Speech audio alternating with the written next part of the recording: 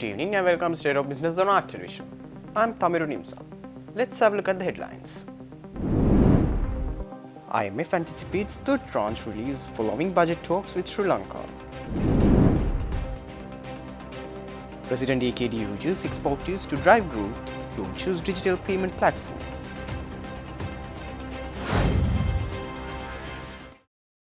News in detail. The spokesperson for the International Monetary Fund, Julie Kozak, said that the $333 million fourth tranche is expected to be released in the coming months after the IMF Executive Board approves it. IMF spokesperson made these observations at a media briefing held in Washington. On November 23rd, IMF staff and the Sri Lankan authorities reached a staff-level agreement on the third review of Sri Lanka's EFF program. Once approved by the IMF's executive board, Sri Lanka will have access to about $333 million in financing, and we expect the board meeting to take place in the coming weeks. Here I'd also just like to take the opportunity to emphasize that Sri Lanka's ambitious reform agenda is delivering commendable outcomes. The economy expanded by 5.5% in the third quarter of 2024. Average headline and core inflation remain contained well below the target during the fourth quarter of 2024, and international reserves increased to $6.1 billion at the end of 2024. On the same day, which IMF official expressed positive remarks, President Kumar Dissanayake here in Colombo met the IMF officials to discuss about NPP government's first budget for the year 2025. IMF spokesperson Julie also expressed her comments over the budget 2025 at her address to the media personnel. What I can share is that the staff-level agreement that I mentioned, which was reached in November, will be presented to the executive board or is subject to executive board approval, but it's also contingent upon, among other things, implementation by the authorities of prior actions, including submission of the 2025 budget that is consistent with parameters identified under the program.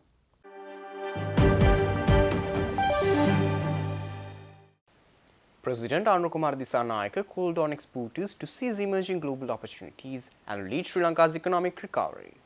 Speaking at the 26th Presidential Export Awards at the BMICH last Friday, the President reaffirmed the government's support for exporters in shaping the country's economic future. The Presidential Export Awards, established in 1981 by the Sri Lanka Export Development Board, honoured 14 major award winners and 51 companies this year. The awardees earned the exclusive right to use the Presidential Export Award logo for 3 years, enhancing their global marketing appeal. President Dissanayake emphasized the need for strategic engagement in global markets, underscoring trust building with international stakeholders. He encouraged exporters to collaborate with the government, which is focused on creating favorable conditions, including lower electricity costs through renewable energy initiatives and technical support for high-quality product development. The President stressed the importance of structured trade agreements aligned with national interests, warning against hasty decisions that could harm long-term economic stability. The event was attended by distinguished guests, including ministers, deputy ministers, foreign diplomats, and industry leaders. The awards recognize the significant contributions of exporters to Sri Lanka's economy.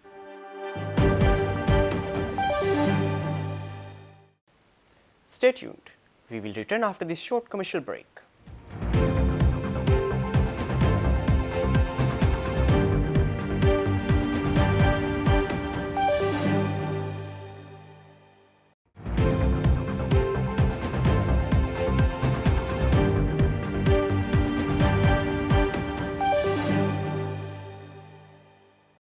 Welcome back after the break. Sri Lanka's tourism sector is riding a wave of optimism with over 300,000 visitors recorded in 2025 so far. The Sri Lanka Tourism Development Authority has highlighted significant growth with over 44,000 arrivals reported in just the first 5 days of February. The daily average for February has climbed to 8,859 visitors, surpassing last year's figure for the same period.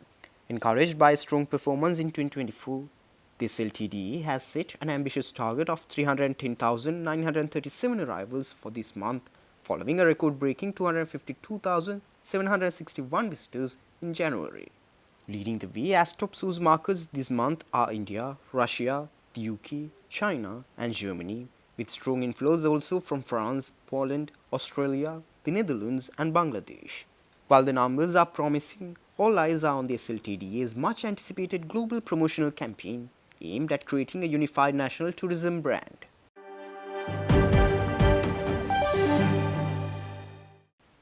In a move to fast-track Sri Lanka's digital transformation, President Anukumar Dissanayake launched 3 pivotal initiatives at the Presidential Secretariat recently. The newly introduced GovPay platform allows digital payments for services across 16 government institutions in its first phase, with plans to expand to an additional 30 institutions by April. The platform, developed by the Ministry of Digital Economy, ICTA, and Lanka Pay, is backed by the central bank to ensure secure and seamless transactions. Additionally, the President's funds operations have been decentralized to the divisional secretariat level, improving accessibility for citizens in remote areas. The third initiative, the EBMT system, enables Sri Lankans abroad to obtain certified copies of birth, marriage, and death certificates online. In a milestone moment, a resident in South Korea successfully received a birth certificate through this system during the event. President Dissanayake highlighted the importance of bridging gaps in digital infrastructure, aiming to fully establish a robust digital economy within 3 years. The event was attended by Minister Chandana Abeyratne, Deputy Minister Ranga Veeraratne, and Central Bank Governor Dr. Nandalal Veerasinghe, and the Secretary of the Ministry of Digital Economy, Hans Vijaysurya. Now, what has been established through global statistics and global parallels is that the deeper the digital economy grows into the national economy or the traditional economy, the higher the GDP growth rate can be. And it has been shown that around 1 to 3% of GDP growth uplift can be achieved by accelerating the depth of the digital economy. So to put it simply, if our growth is 3 to 5%, then by accelerating the penetration of the digital economy, you could be aspiring to +1, +2, +3 points of growth over and above.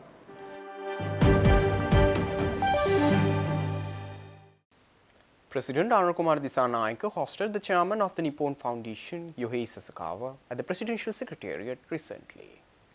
During the meeting, the President highlighted that the government's top priority is to eradicate rural poverty with a focus on improving educational opportunities across the country. Chairman Yohei Sasakawa reaffirmed the Nippon Foundation's commitment to enhancing public health, education, and support for differently abled communities in Sri Lanka. He specifically noted the Foundation's focus on the educational development of students in Jaffna. The President also revealed plans to launch special projects targeting rural poverty, which align with Sri Lanka's broader development goals. The meeting emphasized strengthening the long-standing friendship between Sri Lanka and Japan. Key dignitaries, including Japanese Ambassador Akio Izumata and representatives from the Nippon Foundation, joined the discussions. Stay tuned for stock update.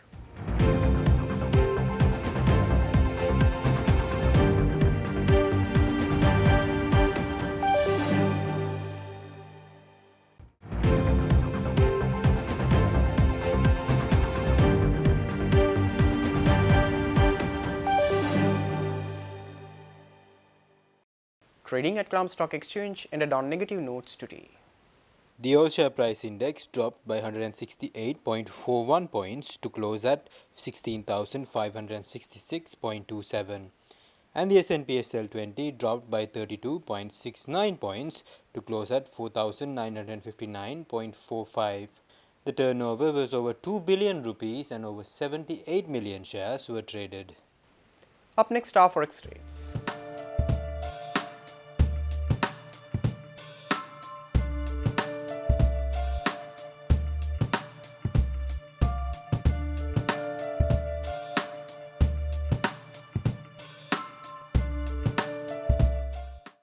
That's all our news for today. For this and more, subscribe to our channel on YouTube and follow us on Facebook. Take care and good night.